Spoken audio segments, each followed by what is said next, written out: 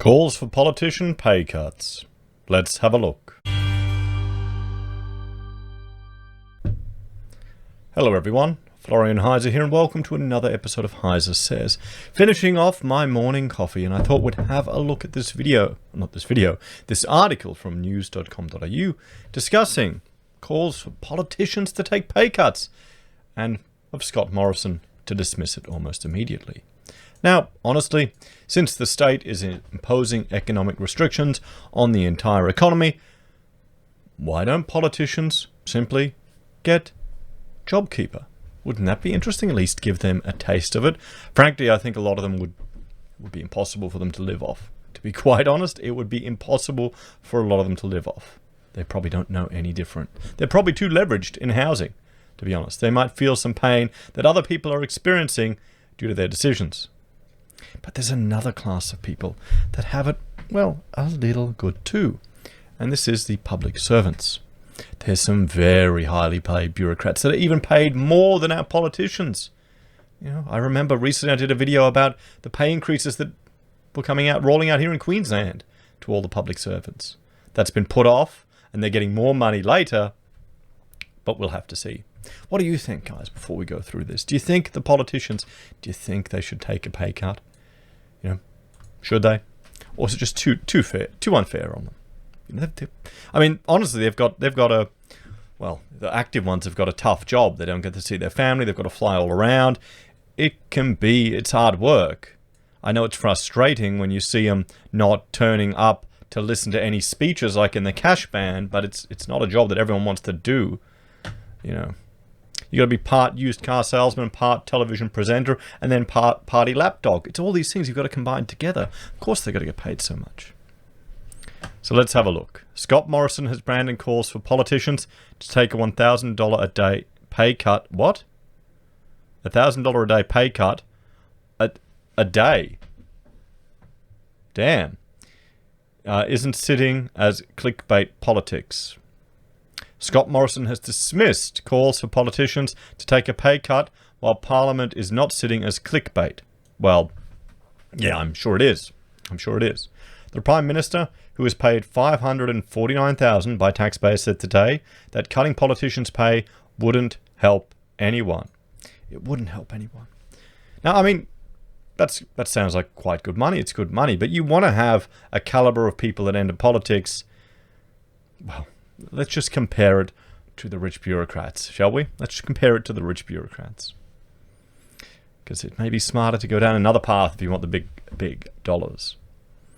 And he appears to be on a unity ticket with Labour leader Anthony Albanese, who has previously showed little appetite to cop a pay cut for MPs. Oh, wow, they don't want to take a pay cut. You think at least, you know, taking $100,000 off, maybe voluntarily making that sacrifice, since they're putting such a burden on all of us. Because aren't we all in this together, comrade? Isn't that how it works? Isn't that socialism for them and not for thee? Or for thee and not for me? The first parliamentary sitting fortnight in August has been cancelled on medical advice amid fears that Victorian MPs and staffers could spark an outbreak in Canberra. Or you could just leave them all in Victoria. You know, we've got a military. Why don't we look at building some sandbanks and barbed wires and just build a wall there along the Murray? I feel sorry for all of you in Victoria right now. It's sounding terrible, to be honest.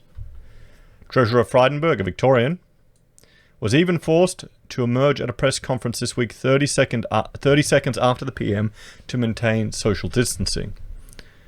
But given the ability for most MPs to attend Parliament, SA Senator Rex Patrick has called for politicians' pay to be docked $1,000 every day they don't sit in Parliament. You know, what do you reckon? What do you think? If they're not actually sitting in Parliament, should they be docked?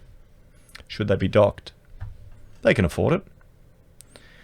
And he said here, parliamentary sitting days should be rescheduled, not cancelled. If we're not sitting, we can't carry out critical government oversight activities or deal with legislation. Dock MPs and senators $1,000 for every sitting day that is cancelled. Well, Rex, are you going to be the first one to pay it? Who are you going to give the $1,000 to, mate? Be interesting to see if he does. That's sparked a sharp rebuke from Mr. Morrison, who told 2GB's Ben Fordham, if he's not working while the Parliament's not sitting, that's a matter for him. There you go. Well, you're right. You're right. We've seen them sitting, guys. Half of them are asleep. They're not even paying attention to when speeches are appearing or being given. They're out there having drinks and come back after. I can tell you my government members are working as hard outside of the Parliament as they do, and I can certainly assure you that I am, the Prime Minister said. I mean, I would honestly argue, most of the work is done outside of the chambers. In the chambers, it's a bit of theatre. And entertainment for us all. You know. I think that sort of stuff is just political clickbait for people to put their heads above the parapet. Well, yeah, I mean, obviously it's what he's doing. He's getting attention for it. 685 likes on Twitter. People are frustrated. The thing is, people are frustrated because everyone is copying it. And you want to see a share of it. Maybe voluntarily, Mr. Morrison should say, you know, everyone has the option to take a pay cut. People can voluntarily do it. That should have been the response. You know, if Rex wants to do it, by all means, let him do it. Let him take that. Let him voluntarily give that up. So I think that sort of stuff is just political clickbait for people to put their heads above the parapet. It doesn't help anyone. It doesn't get us anywhere. New Zealand Prime Minister Jacinta Ardern had previously announced she and other ministers will take a 20% pay cut lasting 6 months. Ms. Ardern said it was important the government's most highly paid politicians showed leadership and solidarity with workers. The pay cut reduced her salary by $47,000. You know, the reduction is more than some people earn. During the 2GB interview, the Prime Minister also revealed he has a mask and encouraged New South Wales residents to wear one on public transport in hotspot areas. It's the medical advice, he said. The PM revealed he had worn his own mask to the optometrist and said voters could expect to see him wearing a mask at some point in the future. I mean, this is the thing. The thing is, it's not to keep you safe. It's to protect other people from the fact that you could get them sick. That's the point of it. It seems to have missed... Why isn't anyone discussing that? It's got nothing to do with protecting you. I mean, it's for you, to stop you infecting other people. If you really want to be protected, you wear one of the full gas ones that has a rebreather and all these complicated things. Or you live in Queensland. So, regardless of that, let's have a look at some of the rich bureaucrats. You know, and I know this is from 2019, but it's still good to look at.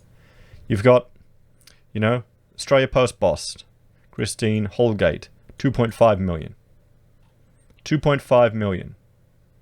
Her predecessor was on 6.8 million. Is Australia Post even doing that well? I thought it was in financial difficulty. The Future Fund's chief executive took home 1.46 million. Head of chief investment officer, 1.4 million. Mr. Neil's base salary, 600 and performance review. Who else do we have here? I mean, all these future fund people. It's just like the potato board in Western Australia. It's all these rent seekers leeching off the government. So when people are making calls for the politicians to take their pay rise, they're earning a fraction of what some of the bureaucrats earn. Everyone. So if you really want to be in the coin, you need to slide in to the bureaucracy. ABC Managing Director, 1.1. There you go. Senior salaries was $6 million at the ABC. SBS, 809 grand. Who even watches SBS anymore? Do we even need it anymore? The Australian Securities and Investment Commission. Wow, James got 800 grand. Base salary is 758. Oh, he didn't do so well. Did he, those performance bonuses, squeezing those fees out of registered companies. Deputy Chairman, 84. So, there you go. After moving from Treasury to lead Prime Minister Scott Morrison's department, Phil Jenkins' salary will be more than $914,000. Look at that. More than the Prime Minister. These are the real ones you got to worry about, guys. It's the bureaucrats. Why don't they all take a pay cut? What do you think? Who would you rather, Cuts? The bureaucrats or the politicians? As always, let me know your thoughts and opinions in the comments below. Do you think it's just a political clickbait? I get the feeling it is, but it's still entertaining. And, there's no mention by Rex of calls to cuts for civil servants. Why do you forget that? I wonder. Centre Alliance are an odd bunch. Some of the, I wouldn't call them centre. They're more left than anything. Everyone thinks they're centre, though. As always, let me know your thoughts and opinions in the comments below. Please like, share, and subscribe to the channel. If you're a fan and want to support the content I create, there are a few ways you can. You can join us on YouTube or Patreon. You can support us using our affiliate links at Amazon, eBay, Independent Reserve, or Kucoin. You can buy our merch from HeiseSays. You can use Gold Pass from the Perth Mint, or support us via PayPal. Take care, everyone. I'll see you next time.